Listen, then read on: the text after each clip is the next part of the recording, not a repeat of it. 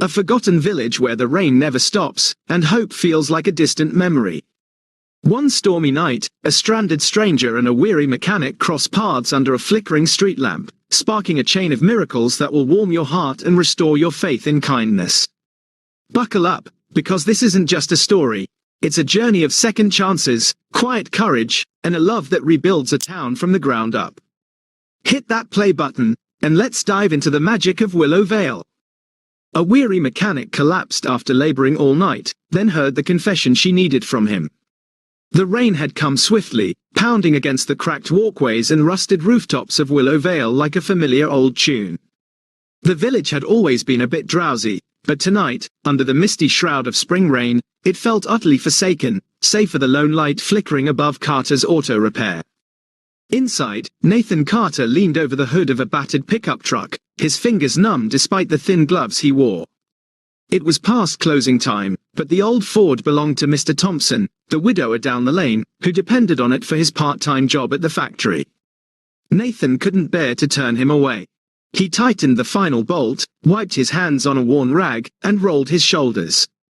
A dull ache spread through his spine, a reminder of too many nights bent over engines and too many years carrying the weight of promises he couldn't afford to break. He had just reached for his jacket when the garage's landline pierced the air, a jarring sound against the soothing rhythm of the rain. Nathan hesitated. No one called this late unless it was trouble. With a sigh, he answered, "Carter's auto," his voice rough from disuse. A woman's voice replied, trembling and hurried, "I'm so sorry to bother you. My car, it's dead. I'm stuck near the old factory road." Nathan rubbed his temple. He could picture it already. Another stranded driver, another cold night. He could tell her the garage was closed, that she should wait until morning. But her voice wasn't demanding. It was vulnerable, afraid. He exhaled slowly. "Stay where you are. I'll find you," he said, surprising himself. The battered tow truck sputtered to life after a few stubborn tries. Nathan flipped up his jacket collar, pulled his cap low against the rain, and drove onto the slick lanes of Willow Vale, headlights carving faint paths through the fog. A short while later, he found her. The car, a cherry-red classic Mustang, sat awkwardly on the roadside, its hood half open like a wounded bird. Beside it, lit by his headlights, stood a woman in a raincoat too thin for the weather, clutching her purse like a shield. Nathan parked, grabbed his flashlight, and approached. "You the one who called?" he asked, keeping his tone calm and gentle. She turned, and even in the dim light, he saw a flicker of fear in her eyes before she masked it with a polite, practiced smile. "Yes, thank you for coming," she said, her voice soft, refined in a way that didn't suit this weary little village. Nathan nodded and crouched by the hood. A quick glance told him enough. The battery was completely dead, likely from leaving the lights on. He kept the thought to himself. "Looks like you'll need a jump, maybe a new battery," he said. "Garage is a few miles back. I can tow you there." "I don't want to impose," she said quickly. "I can call someone." "Not much point tonight," Nathan interrupted kindly. "The only other garage is a good distance north, and they're closed anyway." For a moment, she seemed to wrestle with herself, then nodded. "All right." He hooked up the cables in the rain, his hands slipping slightly. She stood silently, watching with an intensity that made him oddly self-conscious, not judgmental, just present in a way few people were. As he finished, she fumbled with her purse. "Please," she said, pulling out a crisp bill, "let me pay you for your trouble." Nathan shook his head, a small, tired smile tugging at his mouth. "You don't owe me anything. Just bad luck and bad timing, happens to us all." The surprise on her face was genuine, raw, as if she couldn't recall the last time someone helped her without expecting something in return. "Thank you," she whispered, barely audible over the rain. He shrugged, uneasy with the gratitude. "Let's get you somewhere dry." The drive back to Carter's auto was quiet but oddly comfortable. Nathan stole glances at her when he could. She stared out the window, raindrops tracing paths down the glass, her features lit in soft, melancholic lines by the dashboard glow. Back at the garage, Nathan pulled her car into the bay and began swapping out the battery. It was tedious work, but his hands moved automatically. Midnight passed unnoticed. When he finished, he stepped back, exhaustion hitting like a wave. He locked the tools away, wiped the grease from his hands, and turned to tell her the car was ready, but the words never came. The world tilted sharply. The concrete floor rushed up. He collapsed hard. The last thing he heard before darkness took him was a sharp gasp and frantic footsteps running toward him. The sharp, sterile scent of antiseptic flooded Nathan's senses as he drifted back to consciousness. For a moment, he didn't know where he was. Harsh fluorescent lights buzzed faintly above, casting an unforgiving glare over a small hospital room. Then he heard it. A soft murmur, low and rhythmic, like someone talking in their sleep. Turning his head with effort, he saw her. The woman from the road, the one with the rain-soaked coat and desperate eyes, was slumped in a chair beside his bed. Her dark hair was pulled back loosely, strands escaping around her face. She had fallen asleep sitting up, her head against the wall, one hand curled loosely around the edge of his blanket, as if anchoring herself to him. For a long moment, Nathan simply stared. Why would she stay? He was a nobody, a mechanic barely scraping by in a village most maps ignored. People like her didn't linger for people like him. As if sensing his gaze, she stirred. Her eyes fluttered open, and when she saw he was awake, relief flooded her features. "You're awake," she whispered, her voice cracking. "Thank God." Nathan tried to sit up, but dizziness spiked through him. He groaned and fell back against the pillows. "Easy," she said, leaning forward. "You fainted. The doctor said it was exhaustion and dehydration. You really scared me." "You didn't have to stay," he said, his voice hoarse, words thick on his tongue. She smiled, a soft, genuine thing that lit up her face more than the fine clothes she'd worn earlier. "I couldn't just leave you," she said, as if it were the most obvious thing in the world. Nathan didn't know what to say. In his experience, most people would have driven off without looking back. "How long was I out?" he managed. "A few hours. It's still night," she said. "They want to keep you for observation, but you'll be okay. You just need to take better care of yourself." A dry chuckle escaped him despite the lingering pain. "Story of my life." She smiled again, a little sadly this time. Then, after a beat, she extended her hand. "I'm Sophie," she said. "Sophie Langston." Nathan blinked at the name. It tugged at something in the back of his mind, something he couldn't place, but he shook her hand anyway, his own calloused and rough against her softer skin. "Nathan Carter," he said. "Owner of the finest rundown garage in Willow Vale." Sophie laughed, light and musical. "Well, Mr. Carter, I think you saved me tonight." He shrugged, embarrassed by the praise. "Just doing my job." Her eyes softened. "No, you went beyond that. Most people wouldn't have come out in the rain at midnight. Most wouldn't have worked themselves to collapse for a stranger." She said it with such earnestness that Nathan had to look away, staring at the peeling wallpaper in the corner instead. "I've been on my own a long time," he said gruffly. "You learn that if you don't look out for people, no one will." Sophie didn't respond right away. Instead, she sat back, pulling the hospital blanket tighter around herself. There was something fragile in her posture now, mirroring the ache in Nathan's chest. "I know what that's like," she said quietly. "More than you might think." Their eyes met, a silent understanding passing between them. Two strangers adrift, recognizing the loneliness in each other. A soft knock interrupted the moment. A nurse poked her head in, smiling warmly. "Feeling better, Mr. Carter?" Nathan nodded weakly. "Good. I'll start the discharge papers.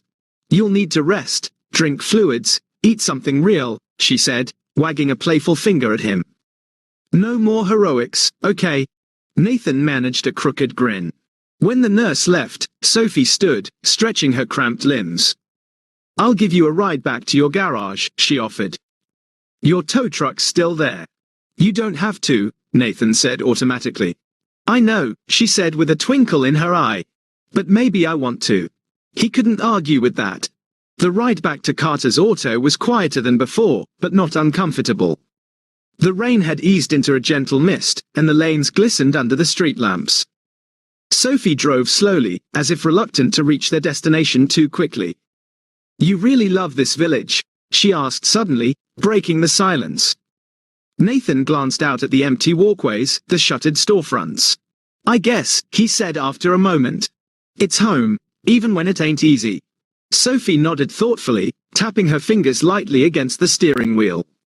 "I used to come here when I was a kid," she said. "Summers with my grandmother. She had a little house just past Sparrow Lake." Nathan raised an eyebrow. Sparrow Lake was practically a ghost town now, just a few abandoned cabins half swallowed by the woods. "Why'd you stop coming?" he asked. Sophie's smile faltered. "Life got complicated," she said. "Families have a way of doing that." Nathan understood more than she could know. He didn't press. They reached the garage, its single overhead lamp buzzing weakly. Nathan got out slowly, testing his legs. He turned back to her, unsure what to say. "Thank you," he said finally, "for the ride, for staying." Sophie smiled, and for the first time, Nathan saw the woman behind the polished facade. Not the stranger, but a real person carrying invisible bruises just like he did. "Get some rest, Mr. Carter," she said. "The village isn't going anywhere." She drove off into the mist, her taillights fading down the empty lane, leaving Nathan under the buzzing light, feeling the strangest thing he'd felt in years: hope. The rain had slowed to a whisper by the time Nathan locked up Carter's auto and climbed to the small apartment above the garage. His legs still felt unsteady, a dull throb at the base of his skull, but he brushed off the concern nagging at him. He'd weathered worse. The apartment was neat but sparse: a sagging couch, a battered coffee table, a kitchenette with mismatched dishes. It wasn't much, but it was his. Nathan shrugged off his jacket, hung it on the familiar hook, and sank into the worn armchair by the window. He watched the mist drift along High Street, softening the world's harsh edges. For the first time in a long while, he didn't feel entirely alone. Her name echoed in his mind: Sophie Langston. There was something haunting about it, as if it carried a weight she hadn't yet spoken aloud. He shook his head. Best not to dwell on it. She was just passing through. People like her always were. Still, her kindness lingered like the scent of rain on warm pavement, refusing to be brushed aside. The next morning, weak sunlight struggled through an overcast sky. Nathan woke to a sharp knock at his door. Frowning, he pulled on a sweatshirt and headed downstairs. He wasn't expecting customers, not this early. When he opened the door, Sophie stood there, a to-go cup of coffee in one hand and a brown paper bag in the other. She smiled shyly. "I figured you could use some breakfast," she said. Nathan blinked, caught off guard. Thanks," he said, stepping aside to let her in. The smell of fresh coffee and warm cinnamon filled the garage, a welcome reprieve from the usual metallic tang of oil and grease. Sophie perched on the edge of a workbench, handing him the coffee. "You look better this morning," she said, studying him with genuine concern. "Feel better, too," Nathan lied. The exhaustion still clung to him like a second skin, but pride wouldn't let him admit it. She didn't press. Instead, she sipped her own coffee, her gaze wandering over the walls lined with old photographs. Snapshots of Willow Vale's better days, smiling customers, a much younger Nathan standing proudly beside his first toolbox. "You've been here a long time," she said softly. "All my life," he replied. "Never had much reason to leave." Sophie nodded, absently tracing the rim of her cup. "My grandmother used to say Willow Vale was the kind of place that stayed in your blood," she murmured. "No matter how far you went." Nathan smiled faintly. "Sounds about right." They sat in comfortable silence, the quiet broken only by the occasional creak of the building settling. Finally, Sophie set down her cup. "I was wondering, would you mind showing me around town?" she asked. "It's been years, and I barely remember anything." Nathan hesitated. It wasn't that he didn't want to spend more time with her. It was that he did. And he wasn't sure what that meant. But when he looked at her hopeful, almost wistful expression, he found himself nodding. "Sure," he said. "I can do that." Willow Vale wasn't much to look at these days. Many storefronts on High Street stood empty, their windows dusty and forgotten. The diner still held on, though, its neon sign flickering stubbornly against the daylight. As they walked, Sophie listened intently as Nathan pointed out landmarks. The old theater, closed for years, the bookstore that doubled as the village's unofficial meeting hall, the tiny park where summer festivals once thrived. It's sad, Sophie said quietly, pausing before the boarded-up general store.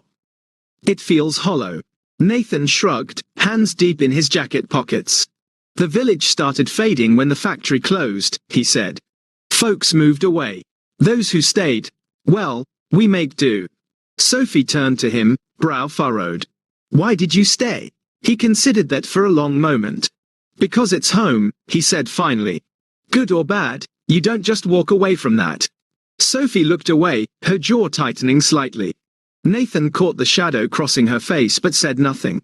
He knew the look of someone wrestling with ghosts. They ended their tour at Sparrow Lake, a stretch of water bordered by wild reeds and sagging willows. The lake mirrored the grey sky, its surface still and glassy. Sophie stood at the edge, hugging herself against the chill. I used to come here with my grandmother, she said, her voice barely above a whisper. She taught me how to skip stones. She picked up a flat pebble, turning it over in her hand. I used to think this place was magic, she said, back when I believed in that sort of thing. Nathan crouched by the water, selecting a stone of his own. With a practiced flick, he sent it skimming across the surface, leaving a trail of ripples. Maybe it still is, he said. Sophie laughed, a sound equal parts wonder and sadness. I don't know, she said. Somewhere along the way, I forgot how to believe. Nathan stood, brushing dirt from his jeans. Maybe you just need a reason to remember. Their eyes met, and for a moment, the world around them faded. The boarded-up shops, the empty lanes, the rain-streaked memories. For the first time in what felt like forever, Sophie felt a flicker of warmth in her chest, small but undeniable. Maybe magic wasn't about fairy tales or miracles. Maybe it was about finding someone who made you believe again. Nathan had never believed in fate. Life was simpler when things were mechanical, when problems had clear causes and fixes. Engines made sense. People didn't. Yet, standing beside Sophie at Sparrow Lake, watching her toss stones into the still water, he felt something shift. Subtle, dangerous, something he wasn't sure he had the right to feel. She broke the silence first, brushing a strand of hair from her face. Tell me about you, she said, glancing at him with a small smile. About Nathan Carter. He chuckled dryly. Not much to tell. Grew up here, worked here, stayed here. That's about it. But Sophie didn't look away. She waited, patient and unpressing, and somehow that made it harder to hide. Nathan sighed, rolling a pebble between his fingers. My mom and I lived above the garage, he began. Dad left before I could remember him. Mom kept things going. She was tough, could fix a carburetor and bake a pie in the same afternoon. Sophie smiled softly, encouraging him without a word. She got sick when I was young, Nathan continued. I dropped out of college to take care of her. Never went back. He shrugged as if it didn't matter, though the ache still throbbed on rainy days like an old wound. That's a lot for a kid to take on, Sophie said quietly. Had to be done, he said simply. Family's family. He didn't mention the nights rationing medicine, the mounting bills, the helpless anger when doctors shook their heads. Some things didn't need saying. They were stitched into him like the calluses on his hands. And your mom? Sophie asked gently. She passed a while back. Nathan stared over the water, his voice steady but distant. Never wanted me to give up the garage. Said Willow Vale needed places like this, where people could still trust a handshake. For a long moment, they said nothing, just two people standing in the quiet ruins of old dreams. Finally, Sophie spoke, her voice low. My mother died when I was young, she said. Cancer, quick and cruel. Nathan looked at her, really looked, seeing not just the polished woman with perfect hair and expensive boots, but the little girl still carrying grief like a stone she couldn't put down. My father didn't know how to handle it, Sophie went on. He threw himself into work, built Langston Enterprises into an empire. I guess I should be grateful. She gave a brittle laugh. He provided everything, private schools, luxury vacations, anything money could buy. Nathan didn't interrupt. He recognized the undercurrent in her voice, the weight of things unsaid. But he didn't know how to be there, she said softly. Not really. She turned to face him, no pretense now, just raw honesty. I grew up learning love was something you earned. with achievements, appearances, perfection. Nathan's chest tightened painfully. And now? He asked quietly. Sophie gave a small, sad smile. Now I'm not sure I believe in it at all. A gust of wind stirred the reeds, rippling the lake's surface. Nathan took a slow breath, feeling the urge to fix something he couldn't touch. You're wrong, he said, his voice rough. Love's not something you earn. It's something you give freely. Sophie blinked, caught off guard by his certainty. Doesn't mean it's easy, he added. Or fair, but it's real if you let it be. The words hung between them, fragile and heavy. For a moment, Sophie seemed about to say something important, but she shook her head, as if clearing it, and offered a wry smile. You're a surprisingly wise mechanic, Mr. Carter, she teased lightly. He chuckled, the tension easing. Don't let that get around, he said. Bad for business. They lingered at the lake, the conversation turning lighter. The village's eccentric mayor, the infamous pie contest at Betty's diner, the time Nathan tried and failed to teach a stray dog to fetch wrenches. But beneath the laughter, something had shifted. The walls between them, carefully built and long maintained, had begun to crack. And though neither would admit it yet, something dangerous and wonderful was growing in the broken places.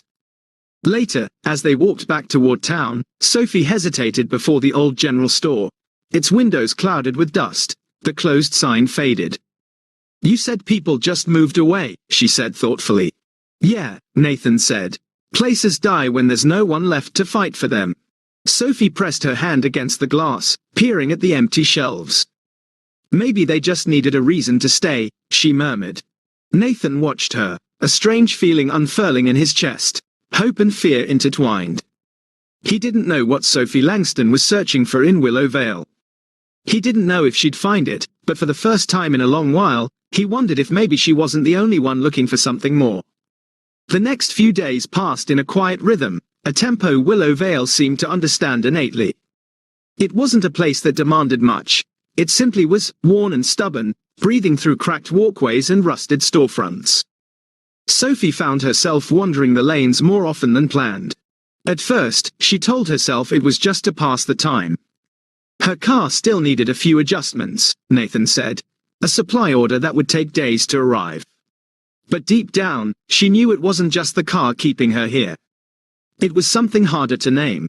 The village, though weathered, hadn't lost all its charm. Betty's diner served coffee strong enough to strip paint and pancakes the size of hubcaps. The library, tucked between an abandoned barber shop and an antique store, kept crooked shelves lined with worn books, their pages rich with the scent of dust and memory.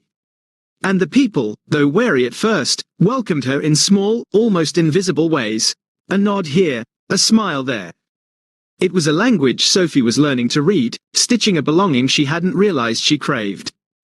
One afternoon, lingering before the community bulletin board outside the post office, she heard a voice behind her. You're the girl from the Langston family, aren't you? Sophie turned to find a wiry woman in her 60s, grey hair tucked beneath a sun hat. Sophie hesitated. Technically true, but it felt far removed from who she was now. The woman smiled, sensing her discomfort. Name's Ellen Harper. I used to work for your grandmother. Best woman I ever knew. Sophie's heart twisted. I loved her, she said quietly. Ellen's eyes softened. We all did, she said. She had a way of making this village feel alive, like we mattered. They stood a moment, the weight of shared memory filling the space. You staying long? Ellen asked, her tone casual but curious. I'm not sure yet, Sophie admitted. Ellen gave a small nod, as if that was enough. Well, if you decide to come by the church next Saturday, she said. We're doing a village cleanup, trying to get High Street ready for the summer festival. Sophie smiled. I'll think about it. Ellen winked. You're your grandmother's girl. I can tell. You'll do the right thing. And with that, she vanished into the post office, leaving Sophie with an unexpectedly full heart. That evening, Sophie returned to Carter's auto. Nathan was under her car's hood, frowning in concentration, sleeves rolled up, a smudge of oil streaking one cheekbone. He looked up as she approached, his expression softening. Afternoon, he said. Hey, she replied, handing him a cold soda from the convenience store. Figured you could use a break. He grunted in appreciation, cracking open the can. "How's the grand tour going?" he asked. Sophie leaned against the garage door, watching the fading sun set the sky ablaze in colors she hadn't seen in years. Real colors, not the washed-out gray of city skylines. "It's strange," she admitted. "Sad, but beautiful, too. Like the village is still breathing. Barely." Nathan wiped his hands on a rag. "She's got life left," he said. "Just needs folks to believe in her again." Sophie studied him, seeing not just the man who fixed her car or stayed by her side in the hospital, but someone who chose to stay and fight for a place most had abandoned. "You ever think about leaving?" she asked. Nathan shrugged.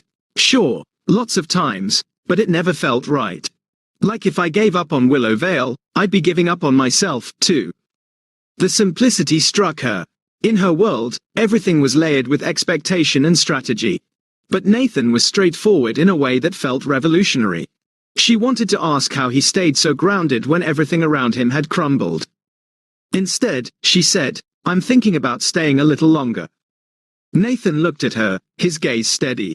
"You wouldn't be the worst thing to happen to this village," he said, a small smile tugging at his lips. Sophie laughed, the sound surprising her. "High praise, Mr. Carter," she teased. He chuckled, low and warm. "You hungry? Betty's is doing meatloaf night. Not fancy, but it'll fill you up." Sophie pretended to consider it gravely. "I've had worse offers," she said. Dinner at Betty's was simple. Plastic booths, laminated menus, coffee that tasted faintly of burnt hope. But there was laughter, too. Old friends ribbing each other, teenagers jostling for jukebox tokens, Betty scolding a regular for sneaking extra pie. It was imperfect, messy, utterly human, and Sophie realized, amid the clatter of plates and hum of conversation, that she didn't want to leave yet.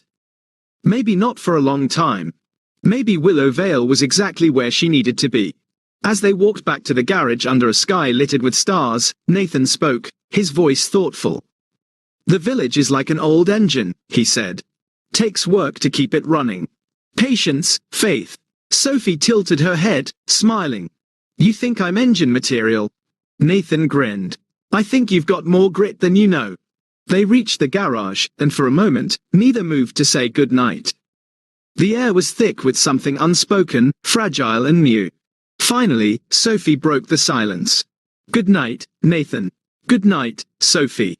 As she turned toward her borrowed room at the inn, she felt his gaze linger, steady and sure, and for the first time in a long while, she didn't feel quite so lost. Maybe she was finding her way home. The following week unfolded like the slow bloom of spring after a long winter, quiet, almost imperceptible, but real. Sophie slipped into Willow Vale's rhythm with surprising ease. Mornings began with coffee at Betty's. Afternoons drifted by helping at the community garden near the old church, and evenings often ended with long walks through sleepy lanes, where the only sounds were gravel crunching underfoot and the occasional bark of a distant dog. Somewhere along the way, Nathan Carter became a steady part of those days, not through grand gestures or heavy conversations, but through small, ordinary moments that mattered more. A nod across the diner, an extra coffee left on the garage counter, a shared laugh over the stubborn engine of Mrs. Ellis's ancient sedan. It wasn't romance, not yet. It was quieter, more solid. It was trust. One bright Saturday morning, Sophie arrived at Carter's auto with 2 coffees and a mischievous smile. "Thought we could call it even," she said, handing him one. Nathan raised an eyebrow. "Even for what?" "For saving me from the perils of bad diner coffee," she teased. He chuckled, wiping his hands on a rag before taking the cup. "Generous of you," he said. They settled into a comfortable routine that morning, Sophie handing him tools while he worked under the hood of a battered pickup. She wasn't much help. Nathan had to show her twice how to tell a socket wrench from a ratchet, but she was willing, and that seemed to matter more. "You ever think about working in a garage?" Nathan asked, half joking. Sophie grinned. "I don't think my father's corporate empire would survive the scandal." Nathan smirked but didn't push. He saw glimpses of the woman she was before expectations shaped her. Playful, curious, free. He liked that woman more than he should. That afternoon, they took a break, sitting on the tailgate of Nathan's truck with sandwiches from Betty's, the sun warming their backs. Sophie swung her legs idly, gazing at the garage's gravel lot. "You ever think about leaving?" she asked, echoing her earlier question, but this time her tone was wistful. Nathan shrugged. "I used to dream about it," he admitted. "Pack up, see the world, big cities, bright lights, all that." He took a bite of his sandwich, chewing thoughtfully. "But after a while, you realize home isn't a place you find. It's something you build." Sophie was quiet, his words settling in her chest like stones. "I don't know if I ever had that," she said finally. "You could," Nathan said, glancing at her. His voice was steady, but his eyes held something vulnerable. "You just have to decide where to start." She smiled, a little sadly. "Maybe I already have." The next day was the village cleanup Ellen had mentioned. Sophie hadn't been sure she'd go. She could have made excuses, told herself it wasn't her place, that she was just passing through. But something insisted otherwise. She showed up in jeans and an old t-shirt, hair pulled back, borrowed work gloves tucked into her pocket. Nathan was already there, hauling a broken bench from the village square with 2 other men. He caught sight of her and grinned, tipping an imaginary hat. "Didn't think you'd show," he said as she approached. Sophie smirked. "You underestimate my stubbornness, Mr. Carter." "Wouldn't dream of it." They spent the morning pulling weeds, scrubbing storefronts, repainting faded signs. The work was hard, sweaty, and utterly satisfying. Sophie laughed more that day than she had in months, maybe years. When the paint roller slipped from her hand, splattering bright blue across Nathan's jeans, he retaliated by dabbing white across her nose. The villagers cheered them on, their laughter mingling with the smell of fresh paint and hope. It was messy, imperfect, wonderful. As the sun dipped low, casting the village in a golden glow, the group gathered outside Betty's for cold lemonade and homemade pie. Ellen Harper raised her glass, her voice strong despite the years etched into her face. "To Willow Vale," she declared, still kicking, thanks to folks who don't know how to quit. Cheers erupted, and Sophie felt herself swept into it, no longer an outsider peeking through a window, but part of something real, something that mattered. She caught Nathan's gaze across the crowd, and he gave her a small, private smile that said more than words could. In that moment, Sophie realized she wasn't just helping revive a village. She was reviving something inside herself, too. Later, when the square had emptied and the last pie crumbs were wiped away, Nathan and Sophie lingered beneath the old street lamp outside the garage. The air was cool, scented with fresh paint and cut grass. "Thanks for today," Nathan said, his voice low. "It meant a lot." Sophie shrugged, a little embarrassed. "I should be thanking you," she said. "You and this village. You reminded me what real life looks like." They stood there, the silence thick with things unsaid. Finally, Nathan reached out, brushing a speck of paint from her cheek with his thumb. His touch was light, almost hesitant. "You're a part of it now," he said. Sophie swallowed against the lump in her throat. "Maybe I want to be," she whispered. For a heartbeat, the world narrowed to just them, standing in the fading light, hearts beating loud enough to drown out the cicadas. Maybe it wasn't love, not yet. But it was something strong, alive, growing by the day. And sometimes, Sophie thought, that was even better. The days after the cleanup felt lighter, as if Willow Vale had shaken off some dust and found a reason to breathe again. Nathan noticed it everywhere. People lingering longer over coffee, kids chasing each other across the square, old men outside the barber shop laughing louder. And then there was Sophie. She was everywhere lately, repainting the library sign, helping Ellen organize a bake sale, waving at passing cars like she'd lived here forever. It didn't matter that she wasn't from Willow Vale. She belonged. She fit. And Nathan, much as he tried not to, found himself fitting her into the quiet spaces of his life, too. One warm afternoon, Nathan was elbow-deep in a dusty Chevrolet's engine when he heard gravel crunch outside. He wiped his hands and straightened just as Sophie appeared in the doorway, her hair in a loose braid, a basket of sandwiches in her arms. "Figured you might forget to eat again," she said, flashing a teasing smile. Nathan chuckled, setting his wrench aside. "You figured right." She hopped onto the workbench, swinging her legs as she unpacked the basket. Turkey sandwiches, fresh lemonade, apple pie slices that smelled like Betty's handiwork. They ate in companionable silence, the radio softly playing an old country tune. "So," Sophie said between bites, "any exciting plans for the weekend?" Nathan shrugged.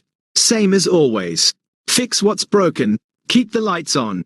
She smiled, but there was a hint of sadness in it. "You ever think about doing something different?" He looked at her. Really looked. Seeing the restless hope in her eyes, the longing she couldn't hide. "I used to," he said slowly, "but dreams cost money. And I never had much to spare." Sophie nodded, her fingers tracing the workbench's edge. "You shouldn't have to give up dreaming," she said. "Yeah," Nathan said, a small, rueful smile tugging at his mouth. "Well, sometimes life has other plans." She opened her mouth to reply, but the garage door creaked open. "Afternoon, Nathan," called a voice.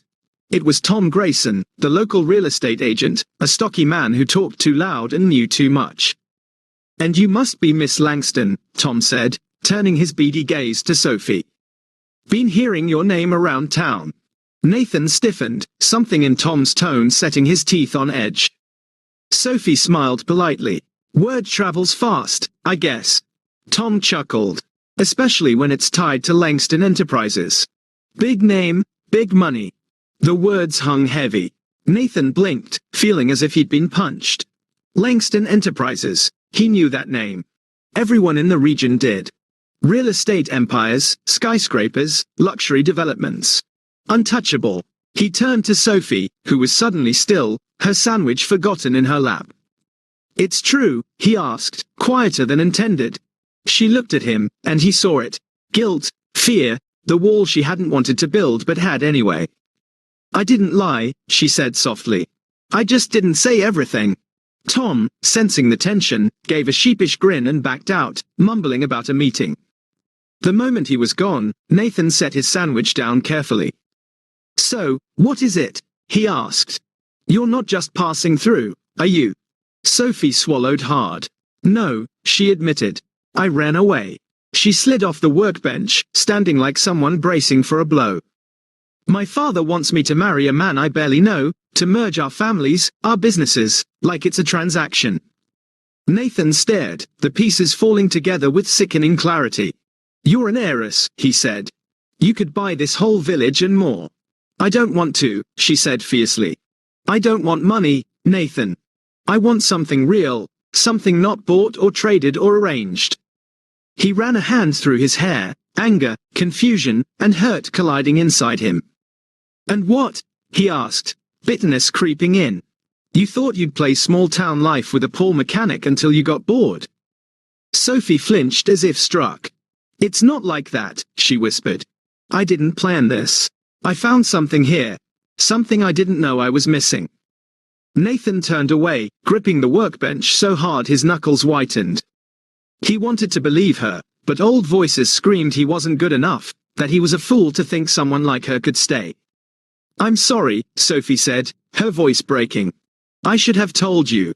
The weight of her words hung thick and heavy. For a long moment, neither spoke. Finally, Nathan straightened, wiping his hands again, though they were clean. "I need to get back to work," he said, his voice flat. Sophie hesitated, wanting to fix it, but saw the steel in his eyes and knew the door was closed, for now. Nodding slowly, she picked up the empty basket and left without another word. Nathan watched her go, the ache in his chest deep and hollow. He told himself it was better this way, safer. But as he turned back to the empty garage, the silence screamed otherwise. The days that followed moved with a heaviness Nathan hadn't felt in years. Work became a refuge. He buried himself in repairs, oil changes, the endless rhythm of engines and grease. Anything to keep his mind from her. But Sophie Langston lingered, in the sunlight slanting through the garage door, in the smell of coffee he brewed out of habit, in the empty space where laughter once filled the silence. It wasn't just her money that gnawed at him. It was what it represented. A world he didn't belong to. A life he could never touch. He'd built walls to survive loneliness. Letting her in had felt dangerous from the start. Loving her was a risk he hadn't been ready to take. Now, it felt like a mistake he couldn't undo. Across town, Sophie sat on the rickety bed in her rented room above the diner, staring at the gathering twilight. She hadn't seen Nathan since that afternoon in the garage. He hadn't come by Betty's, hadn't answered the text she'd sent. Short messages she deleted and retyped a dozen times before sending. "I'm sorry. I should have told you. Please let me explain." The only reply was silence. She wrapped her arms around her knees, feeling smaller than she had in years. How foolish she'd been, thinking she could leave her old world behind so easily, that she could step into a life built on handshakes and hard work without dragging her past shadows. She'd wanted to be seen for who she was, not what she came from. And Nathan had seen her, the real her. That's what made it hurt so much. She wasn't sure what scared her more, losing him or realizing how deeply she'd fallen. The next morning, unable to sit still, Sophie wandered into the heart of town. The lanes were quiet, the usual slow Sunday buzz of Willow Vale life. Families heading to church, old men at the cafe debating politics and baseball. She ended up at Sparrow Lake again, where so much had shifted between them without words. The water was still, mirroring the cloudless sky. She picked up a stone, running her thumb along its smooth surface. "I'm not who you think I am," she whispered to no one. "Maybe that's the problem. Maybe I'm not even sure who I am anymore." Meanwhile, at Carter's auto, Nathan wrestled with the same battle. He told himself he was better off alone, that dreams didn't pay bills, that love didn't fix broken engines. But deep down, he knew it was a lie. He missed her. Not the heiress, not the name, but her. The woman who showed up with coffee and paint-streaked jeans, who laughed at his terrible jokes and saw a future in a village others had abandoned. By afternoon, he couldn't stay in the garage any longer. Without overthinking, he locked up and drove. The roads to Sparrow Lake were nearly empty, sunlight filtering through trees in golden shafts. The air smelled of damp earth and fresh beginnings. When he arrived, he spotted her immediately, sitting on the dock, legs dangling over the water, her hair gleaming in the sun. He sat in the truck for a long minute, hands gripping the wheel, the engine ticking as it cooled. "You're a fool, Carter," he thought. "But maybe some things are worth being foolish for." He killed the engine and stepped out, his boots crunching softly on gravel. Sophie turned at the sound, her face a study in cautious hope. Neither spoke right away, the air fragile, straining under the weight of the unsaid. Finally, Nathan shoved his hands into his pockets. "You ran away from something you hated," he said. "Not because you were looking for someone like me." Sophie opened her mouth to protest, but he shook his head. "Let me finish," he said. He stepped closer, standing at the dock's edge. "You came here to breathe, to remember who you are without all the noise. And maybe I needed that, too." Sophie's breath caught. "I never meant to lie to you," she said, her voice trembling.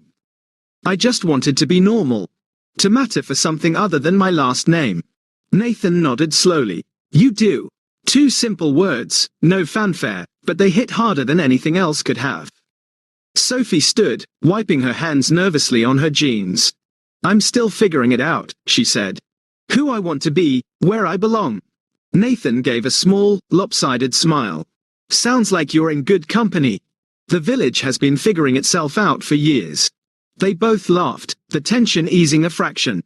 Nathan took another step forward. "I don't know what this is," he admitted. "I don't know where it goes." Sophie's eyes filled with something bright, raw, beautiful. "Me neither," she whispered. He held out his hand, palm open, offering, not demanding. She didn't hesitate. Her fingers slid into his, warm and certain. And for the first time in a long while, both let go of fear long enough to hold on to something real. Monday morning broke over Willow Vale with a shy sun peeking through thin clouds. Nathan stood in the garage doorway, sipping burnt coffee from his chipped mug, watching light spread over High Street like a quiet promise. It had been days since he and Sophie met at Sparrow Lake. Days of tentative, careful hope threading between them like fragile gold. They hadn't made plans, hadn't rushed, just small gestures. A coffee left on a counter, a smile across a room, signs the door was open again. And Nathan found he wasn't as afraid as he once was. A familiar voice interrupted his thoughts. "Still drinking that motor oil you call coffee, Carter?" Nathan turned to see an old man leaning against the doorframe, a wide grin creasing his weathered face. It was George Malone, one of his mother's oldest friends and one of the few left in Willow Vale who had known Nathan since boyhood. "George," Nathan said, smiling. "What brings you by?" George shrugged, his denim jacket hanging loose on his thin frame. "Thought I'd see if you still know how to fix a carburetor," he said with a wink. His tone softened. "And maybe tell you something I should have said a long time ago." Nathan frowned, setting down his mug. "You all right?" George nodded, stepping inside, his limp a bit worse than Nathan remembered, but his spirit undimmed. "I was cleaning out some old boxes," George said, lowering himself onto a stool. "Found some letters from your mom." Nathan's heart gave a sharp tug. George pulled a weathered envelope from his jacket and handed it over. "Figured you should have this." Nathan took it with reverence, the paper soft and fragile under his calloused fingers. His mother's handwriting stared up at him, strong, familiar, achingly missed. He swallowed hard and opened the envelope. The letter was short, dated months before she passed, written in the uneven scrawl of fading strength. "My dearest Nathan, if you're reading this, I'm gone. And knowing you, you're carrying more weight than you should. I need you to remember something, son. You weren't meant to just survive. You were meant to live, to love, to hope. Don't let the hard days harden your heart. There's still beauty in this world, still kindness worth giving, still dreams worth chasing. And you, my sweet boy, are enough. You always have been. With all my love. Mom." Nathan blinked rapidly against the sting in his eyes. For a long moment, he sat, the letter trembling in his hands. George clapped a gentle hand on his shoulder. "She was proud of you," he said gruffly. "Never stopped saying it, even when the bills piled up, even when she knew what you were sacrificing." Nathan nodded, unable to speak. George smiled sadly. "She didn't want you chained to this place out of guilt," he said. "She wanted you to choose your life, not just inherit it." Nathan folded the letter carefully, tucking it into his breast pocket like armor. "Thank you," he said finally, his voice thick. George stood, patting Nathan's back. "You got a whole life ahead, Carter," he said. "Don't waste it looking backward." And with that, he shuffled into the sunlight, leaving Nathan with a heart fuller and heavier than it had been in a long time. That evening, Nathan found himself back at Sparrow Lake, the letter burning against his chest. The lake was glassy, the reeds whispering in the breeze. He sat on the dock, staring over the water, his mother's words settling into his bones. You were enough. How long had he lived thinking otherwise? How many dreams had he buried under the belief he wasn't worth more? He thought of Willow Vale, the people who stayed, not because it was easy, but because it mattered. He thought of the garage, every stubborn engine he'd coaxed back to life with patience and care. He thought of Sophie, her laughter, her determination, her open, wounded heart. Maybe life wasn't about running or staying. Maybe it was about choosing hope over fear, choosing to build even when everything seemed broken, choosing love even when it terrified you. As the first stars blinked overhead, Nathan stood, brushing dust from his jeans. The village needed people who believed in it. And maybe, so did he. He wasn't trapped here, he was rooted here. There was a difference. Later that night, as he closed the garage, Nathan paused by the counter where Sophie had once left a basket of sandwiches and lemonade. Smiling, he pulled out a scrap of paper and scribbled 2 words, "Thank you." He tucked it into the bouquet of wildflowers she'd brought days ago, a silent promise he wasn't running anymore, not from Willow Vale, not from her. The first sign of change came quietly. One morning, Nathan pulled into town to find Sophie before the old general store, a clipboard under her arm, brow furrowed in determined concentration. She was talking animatedly with Mr. Thompson, the retired teacher who still organized the village's Independence Day parade. Nathan watched from a distance, sipping his coffee, a small smile tugging at his mouth. Something was brewing, and Sophie Langston was at its center. Later that day, she found him at the garage. "Got a minute?" she asked, a spark in her eyes he hadn't seen in anyone since, well, maybe his mother. He set down his wrench and wiped his hands. "For you, always." She rolled her eyes, but her smile softened. "I have an idea," she said. "A crazy one. Maybe even a stupid one. Nathan leaned against the workbench, crossing his arms. "Lay it on me." Sophie hesitated, then plunged ahead.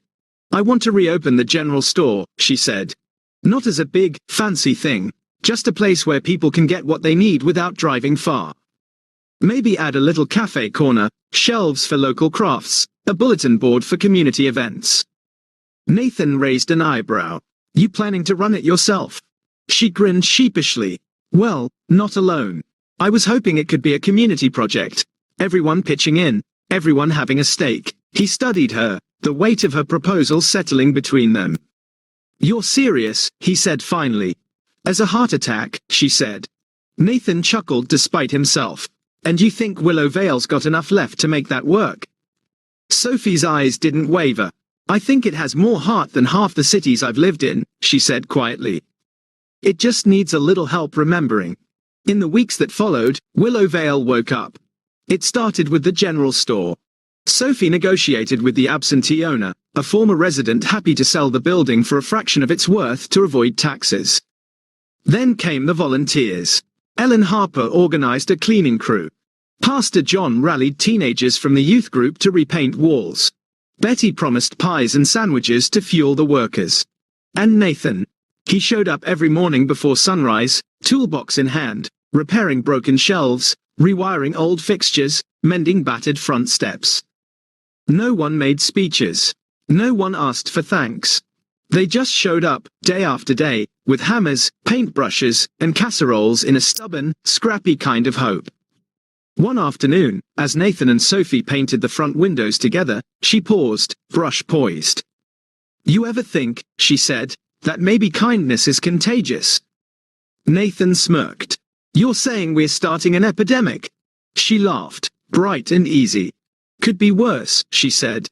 "We could all be stuck being bitter instead." Nathan's smile faded into something softer, real. "You did this," he said quietly. Sophie shook her head. "No, we did this.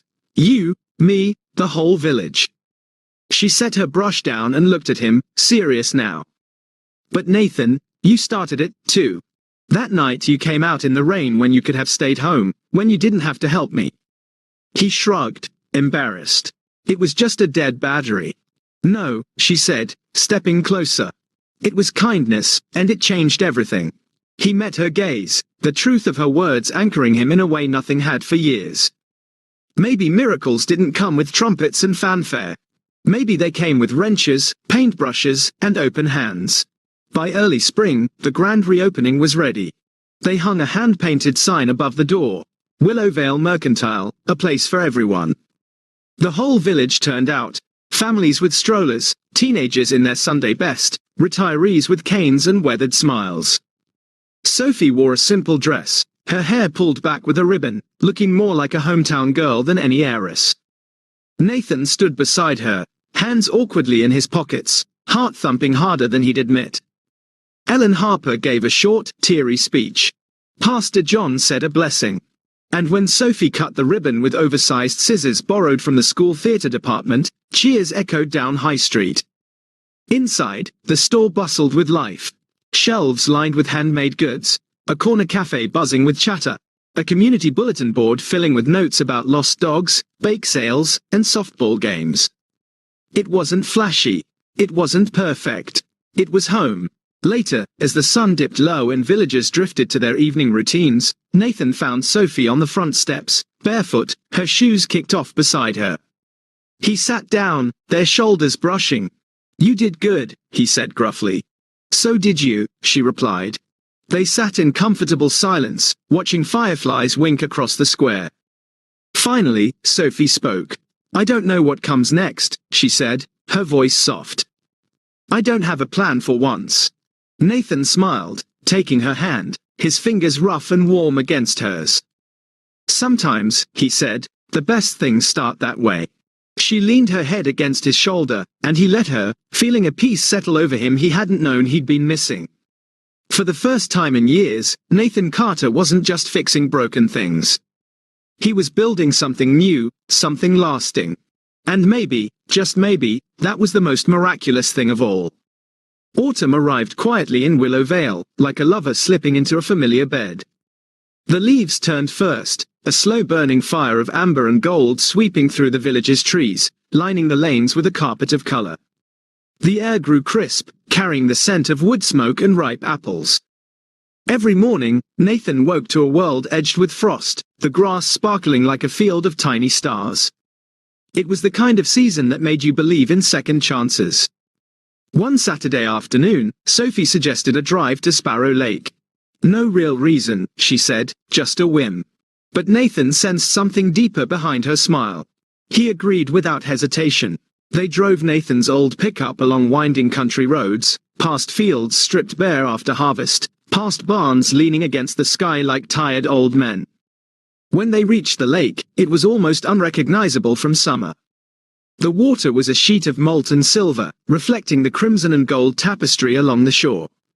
The old dock creaked gently in the breeze. It felt like a painting too beautiful to touch.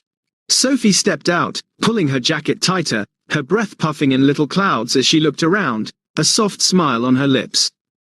Nathan watched her a moment before following. "This place looks different," she said, her voice low with wonder. "Everything changes," Nathan said, stepping beside her. She nodded, her gaze distant.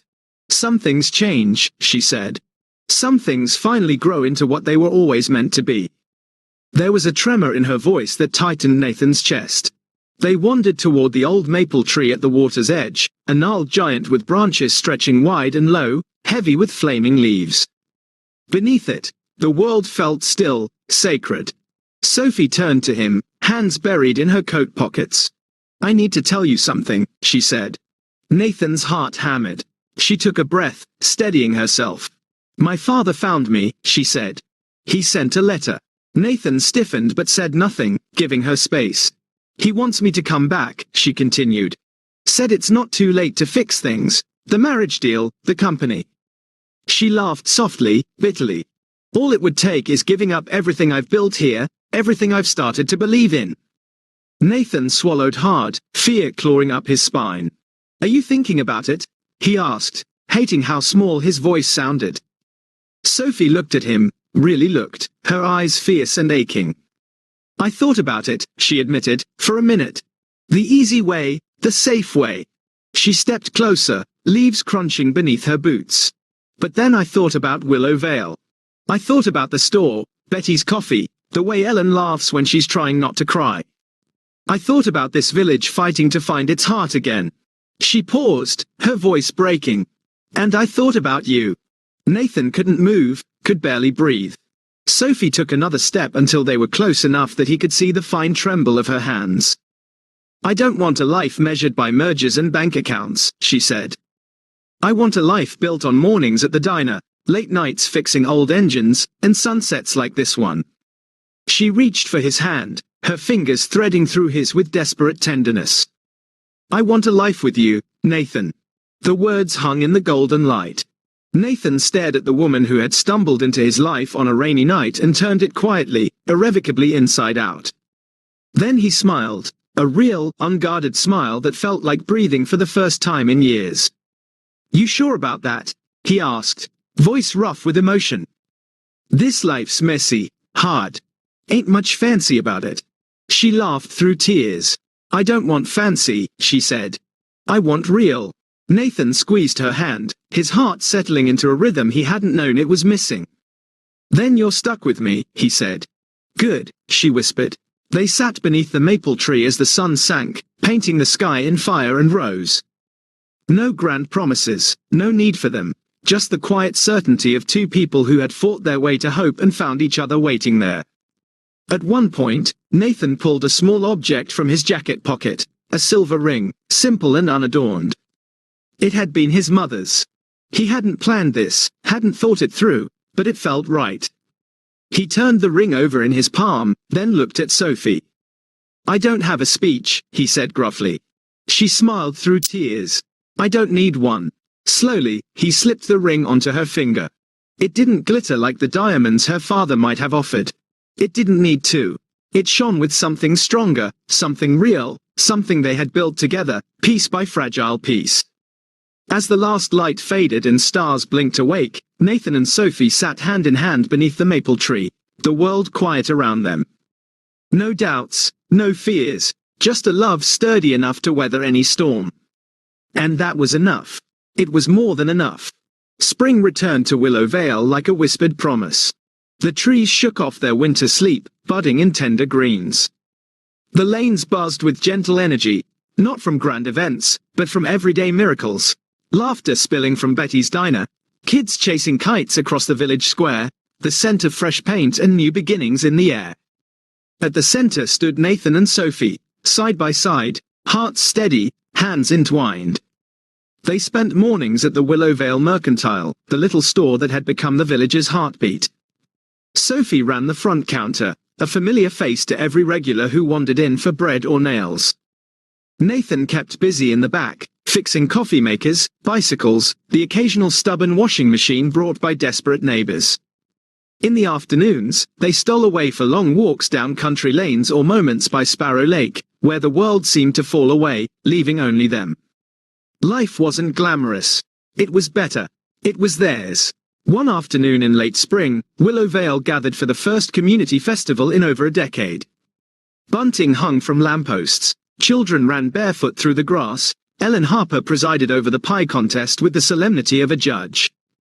Nathan stood by the grill, flipping burgers, while Sophie manned a booth offering homemade jams and hand-stitched quilts. It wasn't perfect. The speaker system cut out, the lemonade stand ran dry too soon, but the laughter and chatter filling the square told a different story. A village that had remembered how to hope. As the sun dipped, painting the sky in peach and gold, Pastor John tapped the microphone, his voice booming over crackling speakers. Before we wrap up this beautiful day, I think it's fitting we acknowledge a few folks who've helped bring Willow Vale back to life. He paused, smiling warmly. Nathan Carter, Sophie Langston, would you come up here? The crowd erupted in cheers.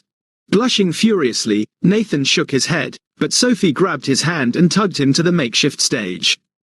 Under a sky stitched with evening's first stars, they faced the village they had helped rebuild, not with grand speeches or deep pockets, but with something rarer. Kindness, faith, love. Pastor John continued, his voice thick with emotion. We're grateful, he said simply, for reminding us no village is too small, no dream too foolish, and no heart too broken to find its way home again. Tears pricked Sophie's eyes, and when Nathan squeezed her hand, she knew he felt the same. They didn't need words. The villagers' joy wrapped around them, as real and solid as any promise. Later, after the last pie was eaten and the last fireflies chased, Nathan and Sophie walked slowly toward the garage. The night air was cool, sweet with clover and lilac. Nathan stopped near the steps, turning to face her. You happy? He asked quietly. Sophie smiled, radiant and sure. I'm exactly where I'm supposed to be. He reached into his jacket pocket and pulled out a small velvet box. Sophie gasped, covering her mouth with trembling fingers. Nathan opened it to reveal a simple gold band, elegant in its honesty. No rush, he said gruffly, his voice shaking just enough to betray his nerves. No big wedding, unless you want one. No expectations, just me, you, this village, this life. Tears slipped down her cheeks, but her smile never wavered. Yes, she whispered before he could ask. He slid the ring onto her finger, his hand steady despite the flood of emotion. Then he kissed her there, under the stars, on the cracked sidewalk outside the garage he once thought he'd die in, alone. It was a kiss full of promises, new beginnings, home. The years ahead wouldn't be perfect. They knew that.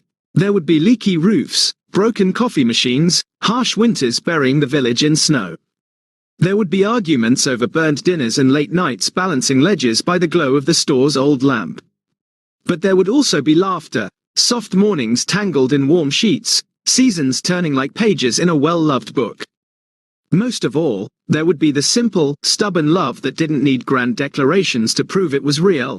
A love that grew not in sudden flashes, but in quiet, steady roots. And so, in a small village forgotten by most maps, beneath skies brushed with gold and purple, Nathan Carter and Sophie Langston built a life. A real life, messy, beautiful, theirs. A life made not from riches or fame, but from kindness offered, trust earned, and love chosen every single day.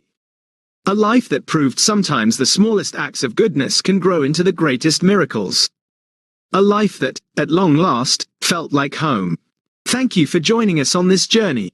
Drop a comment to tell us where you're watching from, and if this tale of love and redemption touched your heart, hit that subscribe button for more stories that remind us to stay kind, stay hopeful, and never stop believing in the magic of second chances. Until next time, keep shining.